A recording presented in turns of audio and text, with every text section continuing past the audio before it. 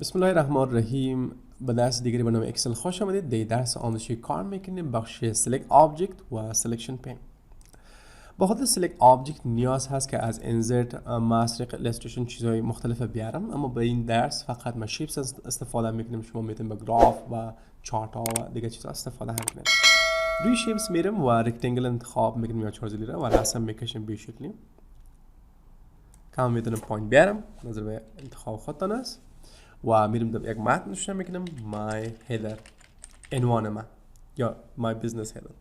کنترل ای سلکتش میکنم، میرم در طریق هوم که سایز میتم در سنتر الاین میزنم به شکلی بولدش میکنم.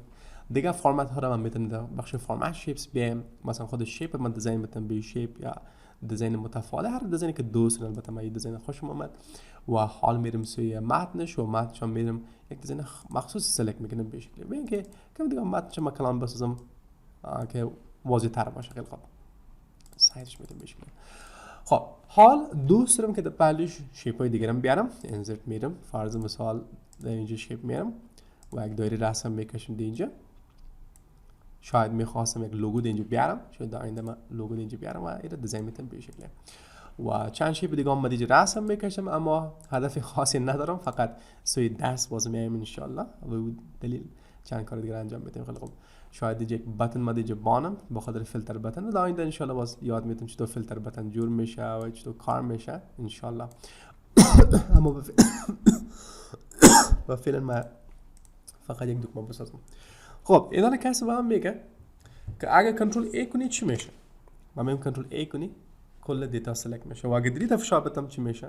کل دیتا حذف میشه. سوال آیا واقعا داره کل چیز سلکت میشه؟ نه خیر، نه، فقط اطلاعاتی که در سلول هست سلکت میشه و دیلیت میشه. که روزی کردم پس آوردم بتن. خب اینا کسی میگه فقط شیپ با سلکت کن. آیا ممکن هست که فقط شیپ سلکت شود در کنترل ای؟ ها، به می دلیل شما اول سلکت آبجکت فال بسازین و حال کنترل ای را فشار بدین که شما شیپ را سلکت کرده بتونین. یعنی در صورتی که گراف، پیکچر، چارت اگه میخواین فقط سلکت کنین، اول باید شما بیاین این فال بسازین و سپس کنترل ای. و در غیر صورت شما میتونین که خود کرسر رو ببینین. کرسر به طور عادی به شکل مثبت کلان هست، اما همین که من رفتم سلکت آبجکت فال بسازم ببینین حالا کرسر میشه. و حالا که سلکت کنم مثلی است که در روی دسکتاپ ما کار میکنم و آبجکت رو سلکت میکنم.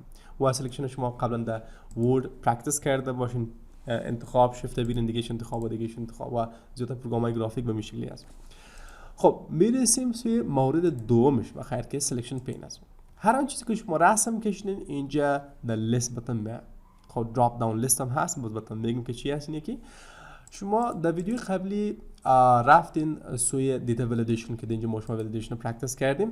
اگر تون باشه از طریق بخش دیتا و دیتا ولیدیشن ما شما آوردیم و در پهلوی از یک علامت مخصوصی هست که دراپ داون لیست گفته میشه و حال آن آفش کردن میتونم.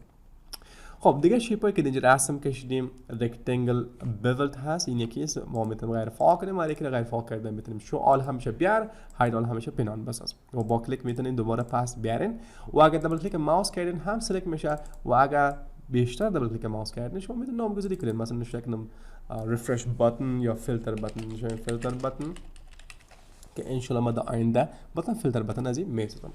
خب این بود بخش سلکشن پین و سلکت آبجکت. امیدوارم براتون ما جالب تمام شده باشه.